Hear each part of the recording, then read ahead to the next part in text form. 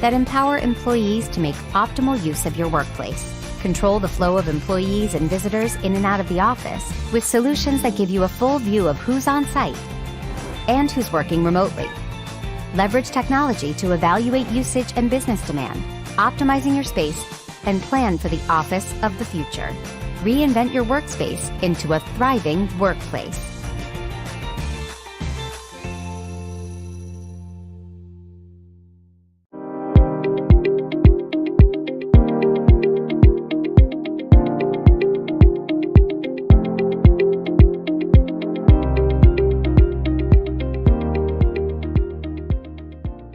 To make optimal use of your workplace.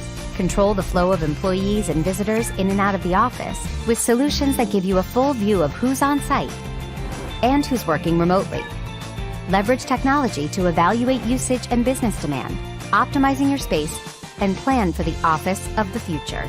Reinvent your workspace into a thriving workplace.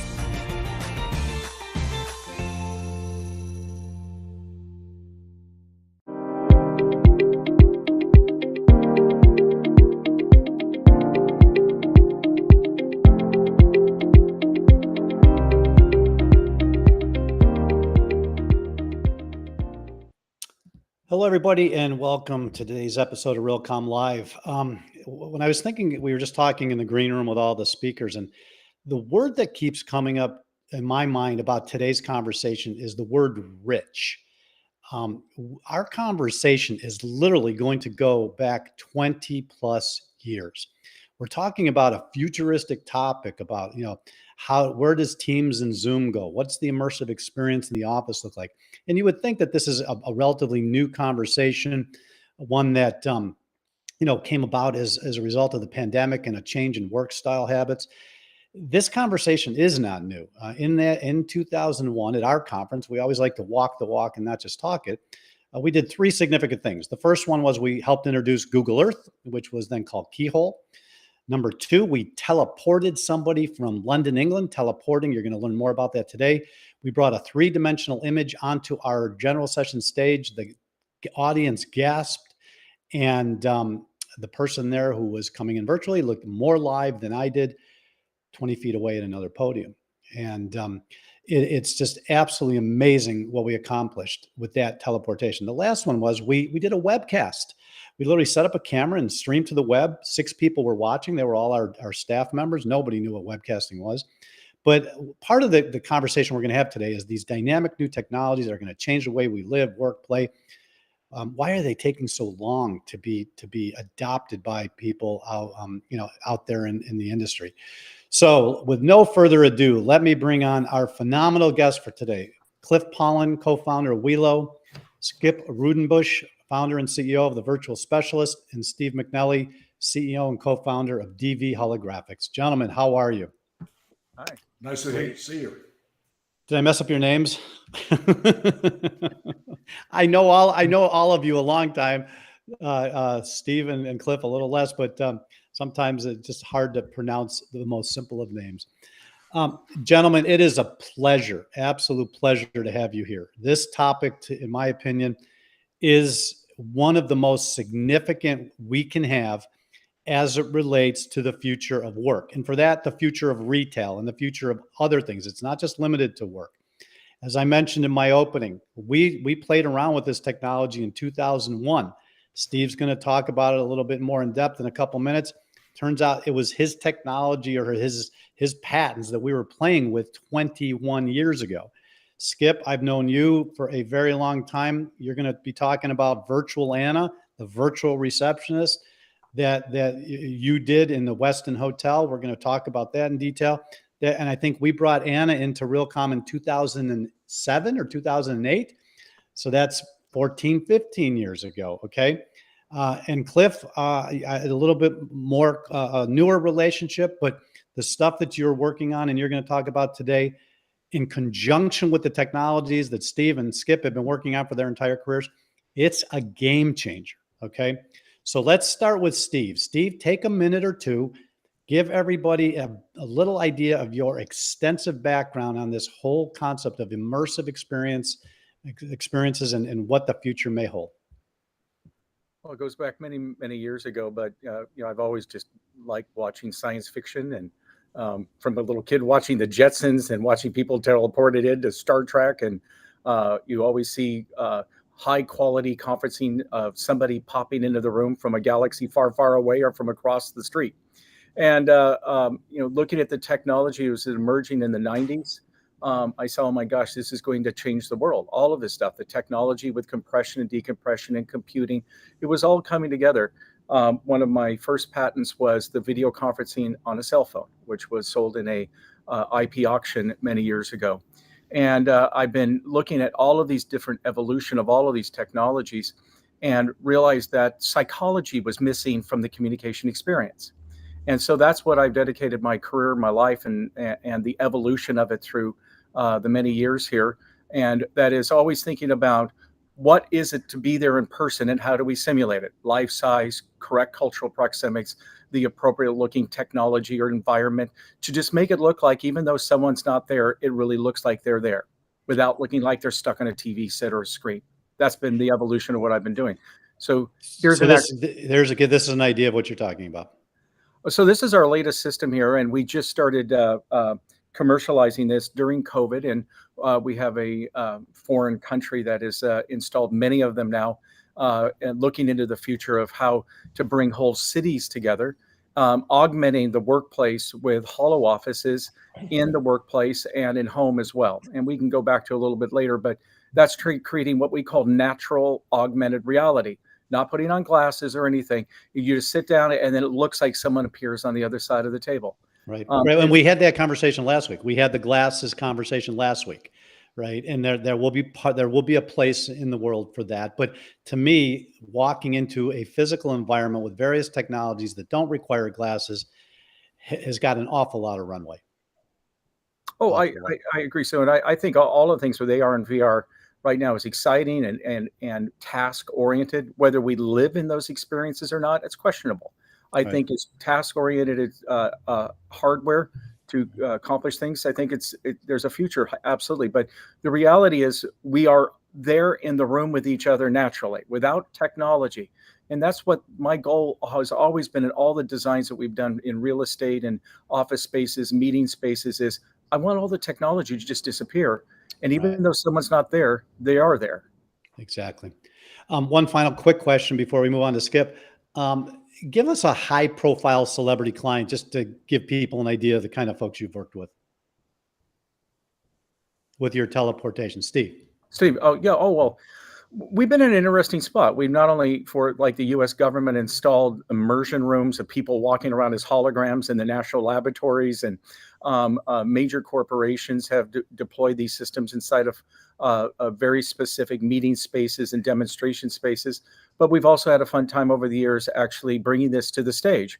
One of the most interesting things we ever did was we set up with Cisco, actually, we set up a crew in Cambridge and brought Stephen Hawking in live as a hologram to the Sydney Opera House. Wow. And it was just amazing to see across the globe.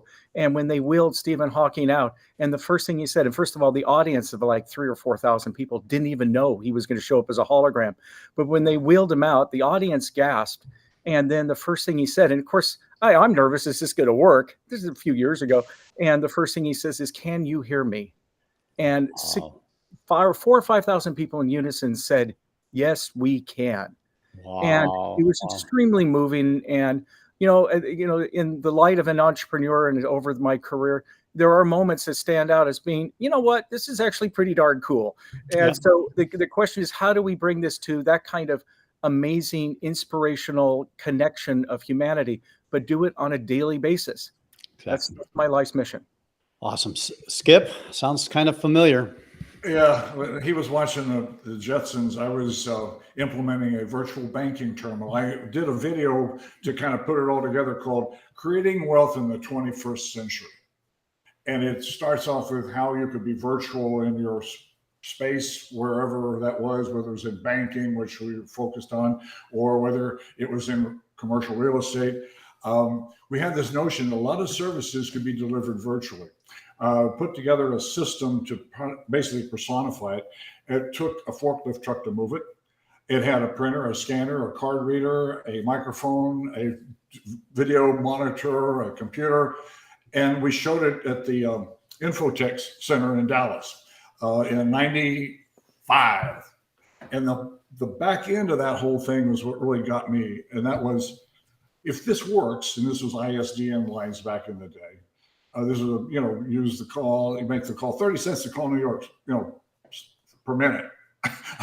Today you call Hong Kong for 0 per minute, right, and have video. So my background has been from the telecom world, but getting back to this terminal, I saw how people could work virtually, because you could envision the application we built was you're going to apply for a loan and you're interacting with a screen. Maybe it's a car loan, and then you need to talk to the loan officer who's somewhere far away, and they can click and you have this one-on-one.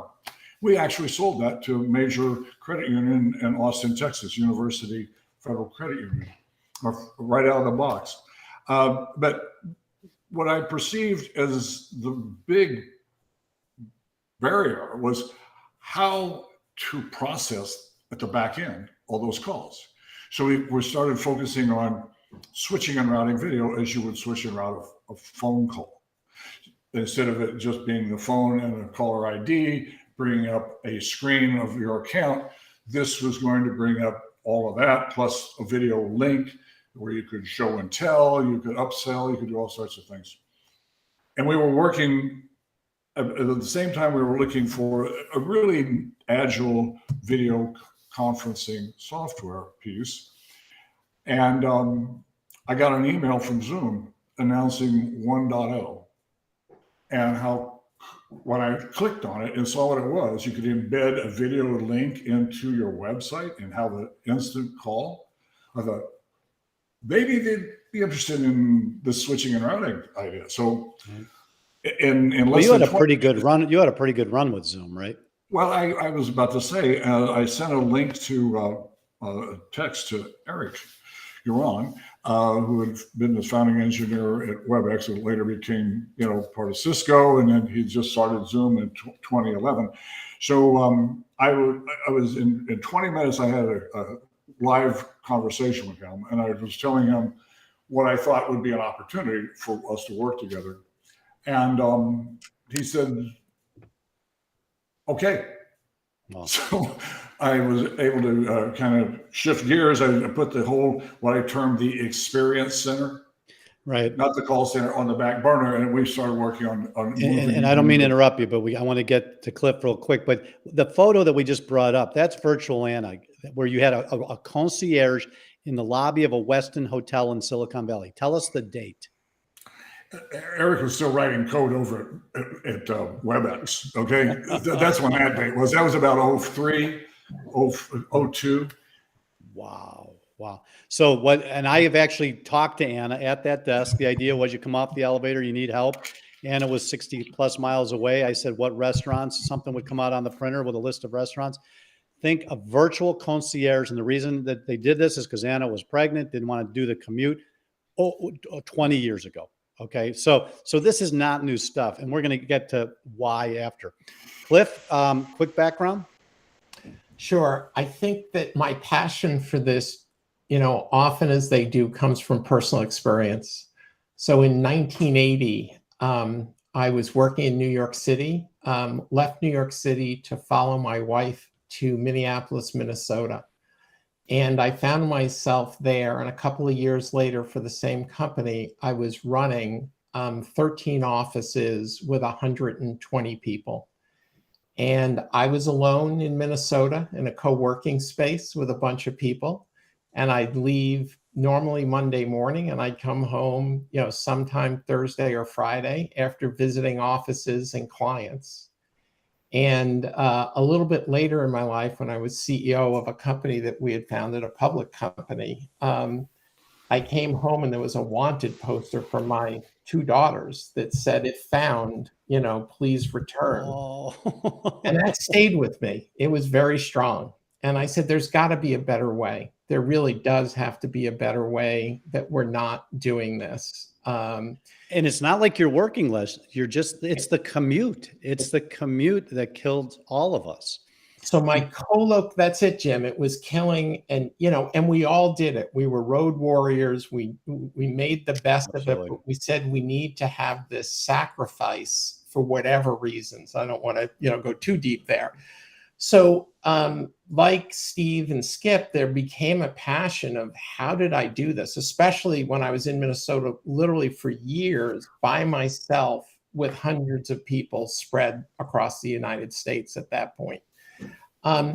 And so, fast forward, not as long as Steve and Skip, but about 10 years ago, I finally jumped into it and said, how do we have this co-presence? What do we love? We're humans, we want to be connected, and to have good teams, you really need to create an environment that has that human, sort of connection. Right. So tell us about the illustration up in the corner. I mean, that's a screenshot of your platform. Tell us a little bit about this. Sure. So the concept is actually very simple.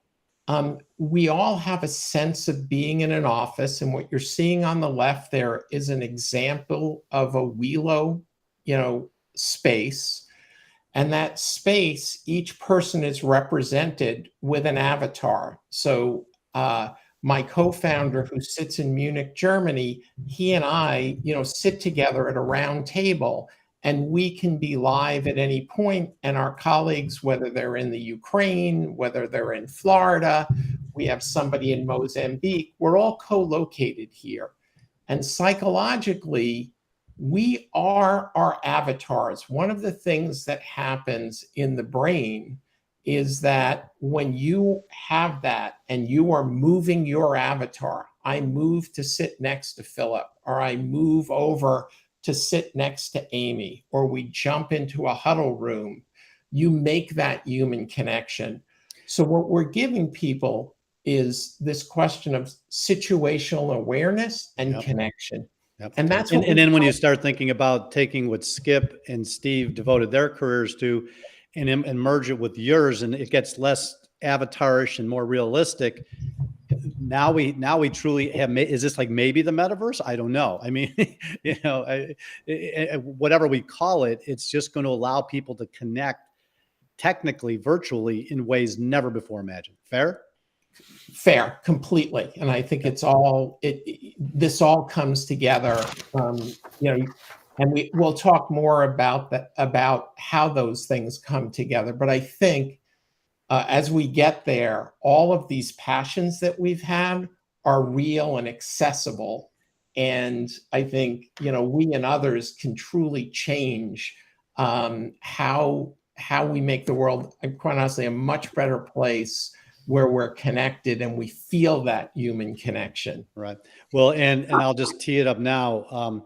I'm looking at our list of questions. We're not going to get to like 2 of them. Okay. But that's okay, because this was supposed to be the opening conversation of the conversation we're going to be having at Cortec in the middle of November, where you guys are going to have more time. We're going to have a lot more pictures and illustrations about what technology you're talking about. So I just want to let everybody know, this is just the beginning conversation. This is by no stretch the end of it. So let's take a brief break, hear from our sponsors, and then we'll be right back.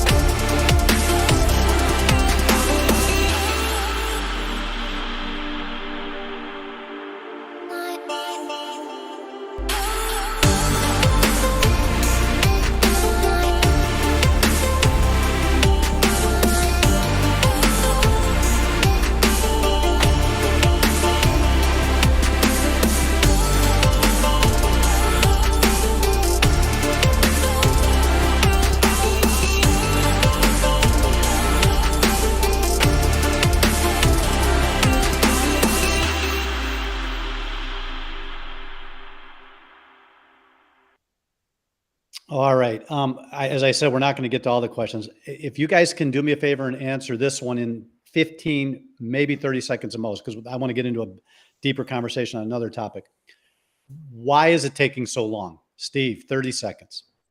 Oh, it's the evolution of computing power is number one. Number two is people are they live their life habitually. You know, this is how an economy is run: real estate, financing, cars. And so to ask to change something so radically, which is just embedded into our life, it's a difficult thing. COVID absolutely changed everything. We went from conferencing 1 hour a week to 7 hours a day. And so 10 years of digital transformation was crammed into a year and a half. And so it's actually quite exciting. I think something amazing is going to emerge here for the whole world. The world will get better because of this, and lives are going to improve. But there's going to be a creative innovation period here for a few years to get there. And real estate is going to be a part of it. Both residential is going to change, and the commercial real estate as well is going to change as well to accommodate this new evolution here. Skip, what's your thoughts on the I think we've been too focused on technology and not on solutions, and it just be plain speaking about what you want to achieve, and then putting something together that you can try out and improve upon, rather than being, like a paralysis from analysis, which I think has been a plague in technology transformation from the get-go. Early on, I introduced interactive voice response. So a caller on the phone could use their keypad to access their account and get information, like their bank balance. Used to be you had to go down to bookkeeping between 10 and 3 and make an appointment to look at your checking account. People don't remember that, but it's about seeing where the gaps are and applying technology. Let me give you a quick example. This technology is possible. Let's pick on the Fortune 25 companies, big companies, big budgets, changing the world. Have any of you ever gone to a website and it says, do you have any questions? Do you need some help? Would you like some assistance? And you click a button and you have to go 14 layers into a website that doesn't get to the answer. A pretty face pops up and says, can I help you? Have you seen that yet? I still haven't. We're getting close. 2022. A button on a website. That was the vision of WebRTC from about 6-7 years ago. And frankly, no, we haven't seen that yet. And the technology is to do it. We're absolutely absurd. The technology is here. You could do it with Teams or Zoom, and we still haven't done something as basic as a virtual receptionist on a website. And if one's busy, to Skip's point, you can route it to another one. They can be all over the globe, different time zones. Absurd that we have not accomplished that in 2022. You can say I'm a little passionate about this topic. The first thing I saw was Kindle Fire. They when Amazon came out with, they had a campaign where you could do that very thing, but it was one way. Right. But I thought, man, this is going to open up the floodgates. In fact, there's a video on Yahoo Financial that I've got in my archives going back to that creating video commerce in the 21st century, that talks about the breakthrough that this means. And that was about 6 years ago, maybe. And it's dormant. So Cliff, I'm not going to have you finish that question because I want to get to another couple, one or two. So I'll start with you on this one. What impact does this have to commercial real estate, office towers, buildings, everything we knew growing up? I think it's unprecedented. As we discussed, there's 97 billion square feet of office space out there. And we have that it's going to drop utilization on a daily basis, somewhere between 20 and 30%, that people won't be coming in to use that space. And that we're going to have CFOs who want to save money. We are going to have HR people who want to give employees choice and employees who want choice. And then we're going to have climate issues. So it's going to be an enormous reduction in the demand. And then the other piece I'm sorry, Jim, you had a question. Yeah. You had said something before we got on about the square footage. Can you run that? Yeah, there's 97 billion square feet of office space in the United States alone. We need to transform that 97 billion to the cloud. Everything went to the cloud. How do we work like we're in the office when we're virtually apart? And I think that's going to be the biggest transformation. And let's be clear, we're not saying we don't need offices, because we need places to collaborate. We need places as humans to get together. But if we're going to choose that, it's going to be smart. It's going to take into consideration commute times and global warming. And it's also going to need a rethink, a refresh of what those offices look like with all of your technologies, correct? Right, because what Steve and what we're all doing, not everyone will be in the office on every day, and we all need to be able to participate equally in that. And that's the thing we have to embrace in our thinking. Ian, can you bring up the picture of Steve's immersive office experience? Because Steve, speak to this, please. This is the immersive. We're looking at the real estate where people go. I'm starting to use the word now, collaboration destinations. It's not that there's not going to be real estate and there's not, people are not going to go into the office, all that. What it is we need to make the office experience more attractive for people. And so I was thinking about taking that kind of a play on the word from entertainment destination to a collaboration destination. We're coming in there because the environment itself is transformable. And this was actually a case study that we did in our own demo facility. And this is only one small part of the building, but 30 projectors, display systems, holographic display systems, and the entire building was run like a show. So we had one major corporation come in, and they walked in, and even though it's a $50 billion, $100 billion company, they said, our entire business, we don't have anything that looks like this. And then the next day, someone else comes in from another major company. We press a button, and all of a sudden, we're immersed in their product and their brand and all of that. And so it was great when we had a museum come in, a very famous museum, but I won't mention it. And they walked in, and we just pressed the button. We already had created the entire show, the lighting, everything. And they said, this is better than our museum. Brilliant. I mean, guys, I am so excited to have you coming to Cortec. And it's a much smaller event than our Realcomm and IBCon. It's designed by intent to be smaller, lock the door, roll up the sleeves, get smart people like you with some senior level real estate people in Silicon Valley from around the country to hack some of this stuff out. So we only got about a minute more. Skip, what do you tell somebody watching this? What's their Monday morning assignment? I think you've got to look at this as a blend of technology and humanity, and how people can work and perform better at higher levels and be less stressed out, save money. And you talked several times about greening and the climate crisis. This speaks to that with a bullhorn. We've got to do these things for our own survival. So think about how that applies to your organization and your employees and you as an individual. Yeah. Cliff.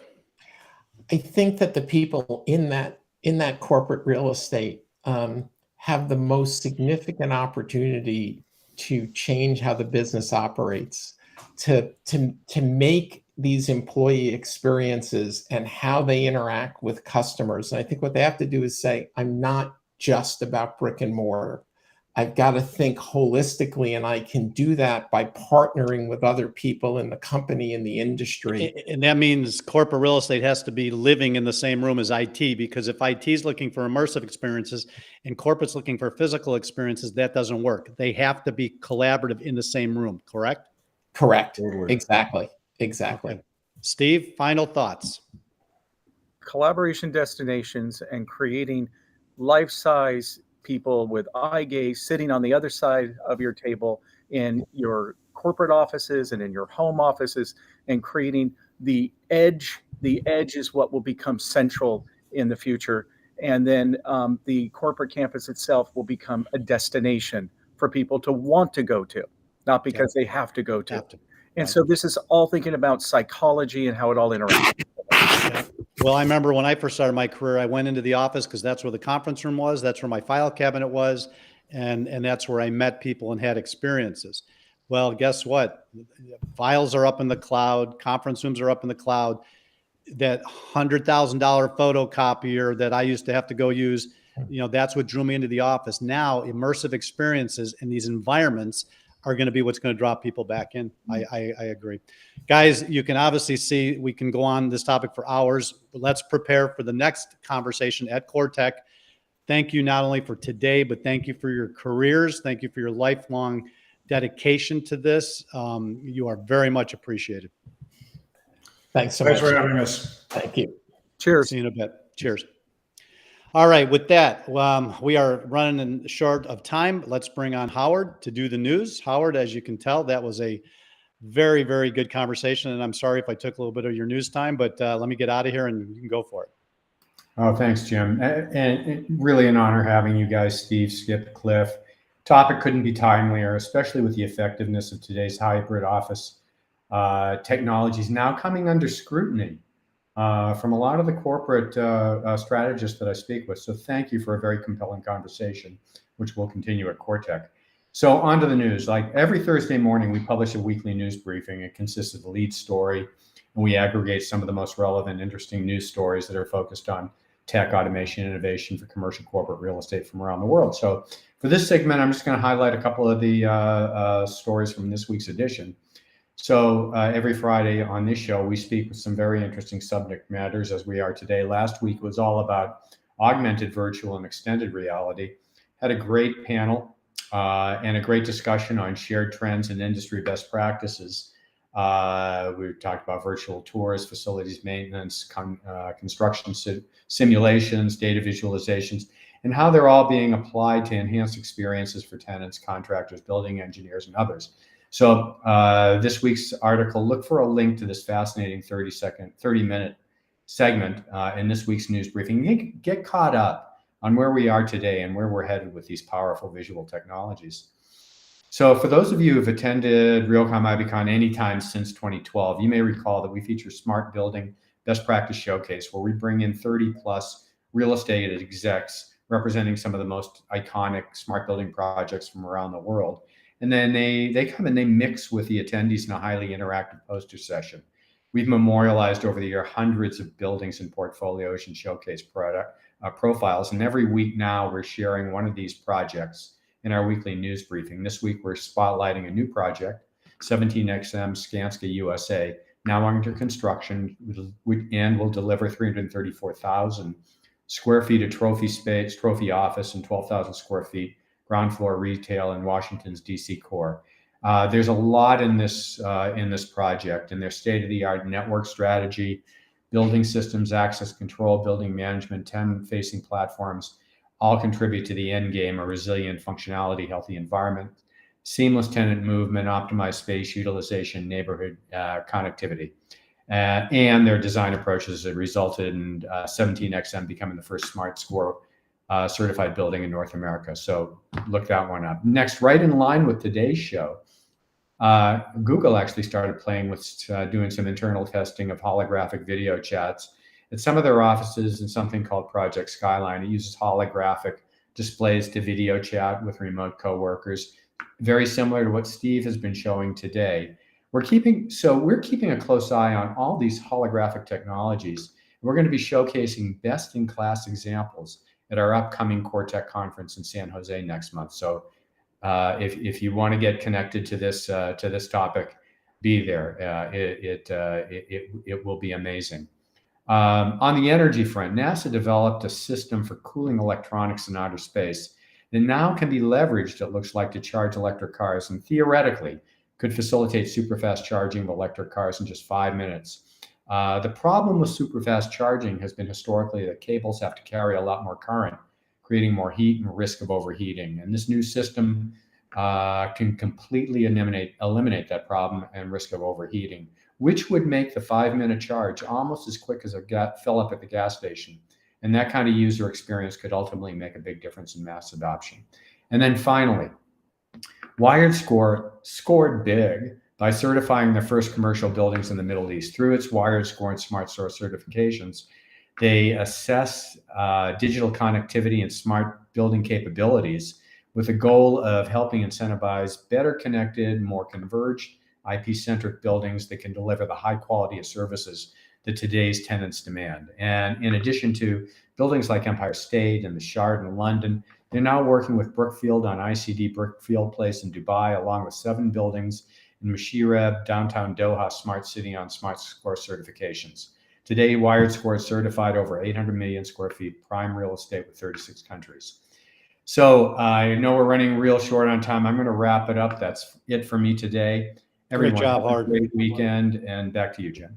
Awesome. Sorry to rush so much, but we just crammed a lot into this episode. So thank you for your wonderful work, not just presenting it, but finding those great stories. So let's take a brief break. I'm going to come back and tell you a little bit about next week's show.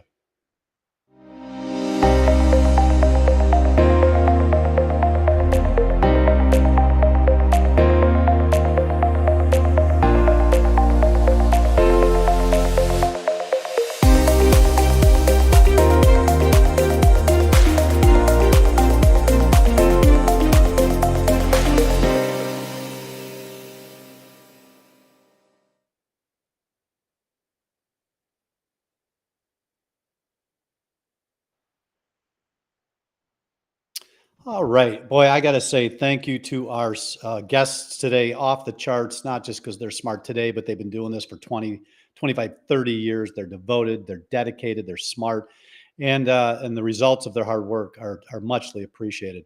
Our sponsors, and of course, our great team who puts Realcomm Live together.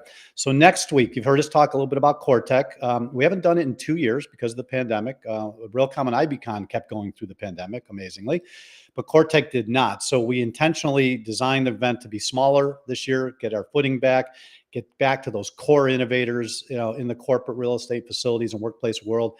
We've got an incredible group of people coming, some of the biggest names in the industry with some of the best practices that still a lot of people haven't seen. So we're excited about that. And we also at CoreTech had always done tours, which means we put some people in buses before or after the event and take them. Silicon Valley's got a variety of great spaces, some of the best innovation in the world going on in the built environment. So this year, unbelievable. I don't even know how this got pulled off, but Google has agreed to let a small group in to see their brand new campus. With COVID, coming out of COVID restrictions, it's not easy to get folks in there. And Mark Golan, the VP and COO of the Real Estate Investment and Development Group of Google, longtime friend of the Realcomm community, has agreed to get us in. He's going to have 3 or 4 of his peers there walking those folks through the project. And then Sarah Verlander Winterstorm, the Director of Workplace Strategy over at LinkedIn, is going to do the same at the LinkedIn headquarters. So we have got 2 phenomenal tours. And next week's Realcomm Live, we're going to invite these 2 folks to give a little sneak preview of what a very few small group of people are going to be able to see in person when they come to CoreTech next month. So with that, thank you to all of you for listening, and I appreciate your time. And hopefully we're delivering you some really interesting, valuable information as relates to the intersection of commercial corporate real estate, technology, and innovation. You all have a great day, great weekend, and we will see you next week on Realcomm Live. Be well.